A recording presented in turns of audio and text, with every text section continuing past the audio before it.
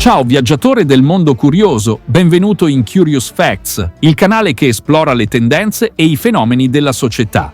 La musica, in tutte le sue forme e sfumature, è un linguaggio universale che attraversa epoche, culture e continenti. È capace di suscitare emozioni profonde, di creare atmosfere suggestive e di trasmettere significati che spesso vanno oltre le parole. Dai ritmi tribali delle origini ai complessi arrangiamenti della musica contemporanea, il filo conduttore che lega tutte le espressioni musicali è la combinazione delle note, quei mattoni sonori che costituiscono la struttura di ogni melodia.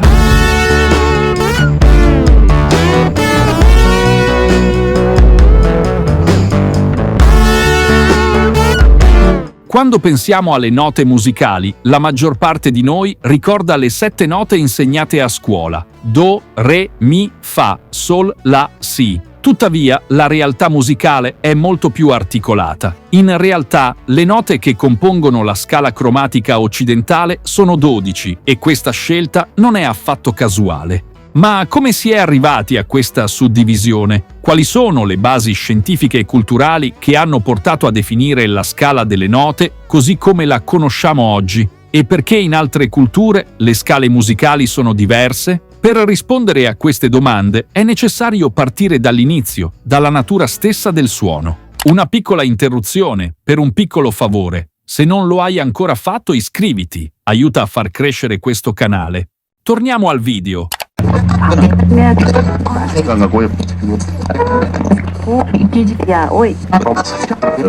Il suono è un fenomeno fisico, una vibrazione che si propaga attraverso un mezzo, di solito l'aria, sotto forma di onde di pressione. Quando, ad esempio, colpiamo la pelle di un tamburo, questa inizia a vibrare, generando una serie di compressioni e rarefazioni dell'aria circostante.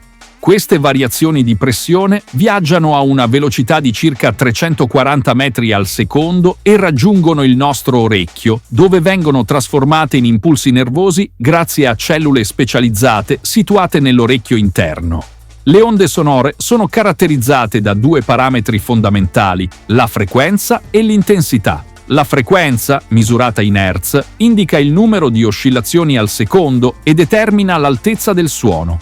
Più alta è la frequenza, più acuto sarà il suono che percepiamo, più bassa è la frequenza, più il suono sarà grave. L'intensità invece si riferisce alla forza dell'onda sonora e quindi al volume percepito.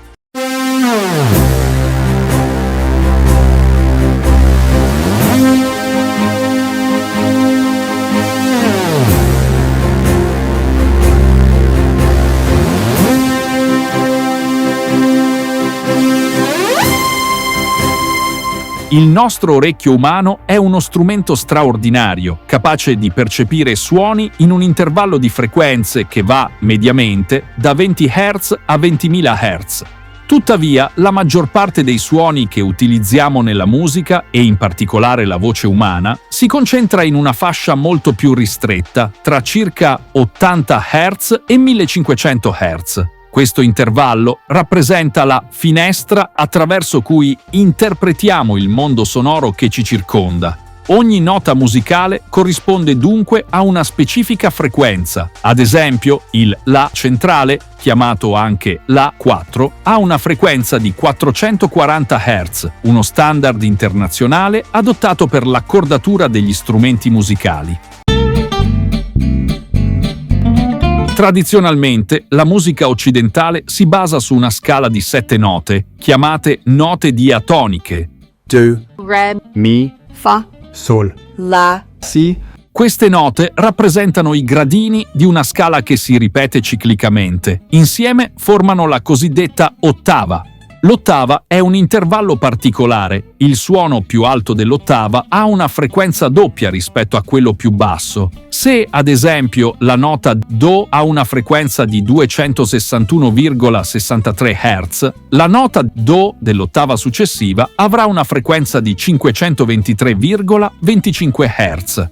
Questa struttura ciclica è alla base di tutta la musica occidentale. Ogni ottava contiene dunque una ripetizione delle stesse note, ma a frequenze diverse, creando una sorta di scala infinita che si estende sia verso l'alto sia verso il basso. Se osserviamo la tastiera di un pianoforte, notiamo che tra alcune note ci sono dei tasti neri. Questi rappresentano i semitoni, ovvero le note intermedie tra le note diatoniche. In totale, all'interno di un'ottava, troviamo 12 tasti, 7 bianchi, le note diatoniche, e 5 neri, i semitoni, che corrispondono alle 12 note della scala cromatica. La scelta di suddividere l'ottava in 12 parti uguali non è casuale, ma deriva da una combinazione di fattori pratici, acustici ed estetici. Da un lato, la costruzione degli strumenti musicali imponeva dei limiti: il numero di corde di una lira, la lunghezza di un flauto, la possibilità di posizionare le dita su una tastiera. Dall'altro lato, il nostro orecchio percepisce alcune combinazioni di suoni come particolarmente consonanti, cioè piacevoli e armoniose. Nel corso dei secoli, i musicisti e i teorici hanno sperimentato diverse suddivisioni dell'ottava, ma la divisione in 12 semitoni si è affermata come la più efficace per creare una vasta gamma di armonie e melodie, mantenendo al tempo stesso un equilibrio tra varietà e coerenza sonora. Questa scelta è diventata lo standard della musica occidentale, anche se in altre culture esistono sistemi differenti. La storia delle note musicali affonda le sue radici nell'antichità. Prima dell'invenzione della scrittura musicale, le melodie venivano trasmesse oralmente, come le storie e le leggende. Fu Pitagora, nel VI secolo a.C., a scoprire che, dimezzando la lunghezza di una corda vibrante, si otteneva un suono identico ma più acuto di un'ottava. Da queste osservazioni nacque il sistema tonale pitagorico, che identificava 7 suoni principali, denominati con le prime lettere dell'alfabeto greco. Con il passare dei secoli, la necessità di annotare le melodie portò all'invenzione della notazione musicale.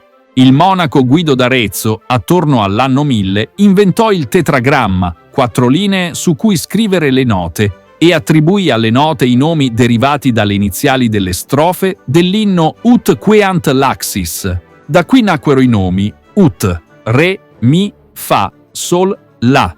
La settima nota, il Si, fu introdotta da Bartolomeo Ramis de Pareja nel 1482, utilizzando le iniziali delle parole Sancte Johannes presenti nell'inno di San Giovanni. Ut fu poi rinominato in Do a partire dal XVII secolo su suggerimento di Giambattista Doni, che chiese di usare le prime lettere del suo cognome. Nel Rinascimento, il teorico Josefo Zarlino codificò la divisione dell'ottava in 12 parti, descrivendola nel suo trattato Istituzioni armoniche. Zarlino fu anche uno dei primi a intuire la stretta relazione tra musica e matematica, sostenendo che la musica fosse una scienza basata sull'aritmetica. Questa visione portò nei secoli successivi all'introduzione del sistema temperato equabile. Il temperamento equabile è un sistema di accordatura della scala musicale occidentale di 12 note, nel quale tutti gli intervalli di semitono fra note consecutive risultano uguali fra loro. Il sistema temperato equabile si è imposto definitivamente nel XVIII secolo, grazie anche all'opera di Johann Sebastian Bach, che ne dimostrò le potenzialità con il celebre clavicembalo ben temperato. Tuttavia, la sua adozione non fu immediata. Per molti secoli, i puristi della musica preferivano sistemi naturali, basati su rapporti armonici più semplici e consonanti. Non tutte le culture hanno adottato il sistema delle 12 note. In India, ad esempio, la musica si basa su scale che suddividono l'ottava in un numero maggiore di intervalli, chiamati microtoni. In alcune tradizioni orientali esistono scale pentatoniche, di 5 note, o sistemi che prevedono fino a 24 note per ottava. Una domanda che sorge spontanea è: perché non possiamo creare nuove note musicali? In realtà, la nostra percezione delle note è legata alla fisiologia dell'orecchio umano e alla nostra capacità di distinguere intervalli di frequenza. Le note musicali sono il risultato di un processo di selezione naturale ed evolutiva. Il nostro cervello riconosce come note solo alcune frequenze e le relazioni tra di esse. Possiamo educare il nostro orecchio a percepire sfumature sempre più sottili, ma non possiamo inventare suoni che non siamo in grado di percepire.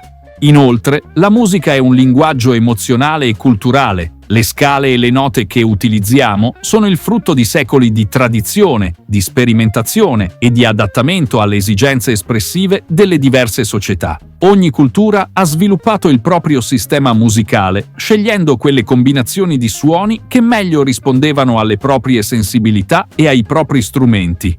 Oggi la scala delle 12 note è la base della musica occidentale, adottata dalla maggior parte degli strumenti e dei generi musicali. Tuttavia, la globalizzazione e la crescente contaminazione tra culture stanno portando a una riscoperta delle scale alternative, dei microtoni e delle sonorità esotiche. Compositori contemporanei, musicisti jazz e sperimentatori elettronici esplorano costantemente nuovi territori sonori, ampliando i confini della musica e arricchendo il nostro vocabolario musicale. La tecnologia ha inoltre aperto nuove possibilità. Sintetizzatori, software di produzione musicale e strumenti digitali permettono di creare suoni e scale che un tempo sarebbero stati impensabili.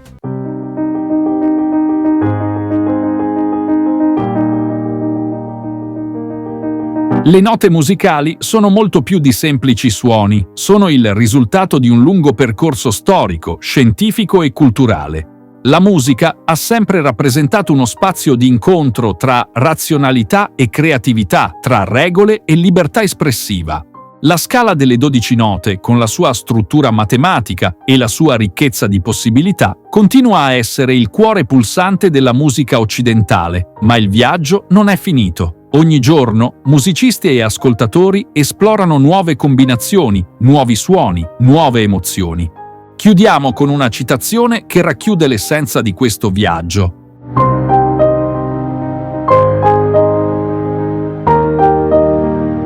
Bene, per oggi è tutto. E tu conoscevi già la storia delle note musicali? Scrivilo nei commenti. Iscriviti anche al canale per rimanere aggiornato sui nuovi contenuti e lascia un like se hai trovato interessante questo video. Ci vediamo alla prossima analisi.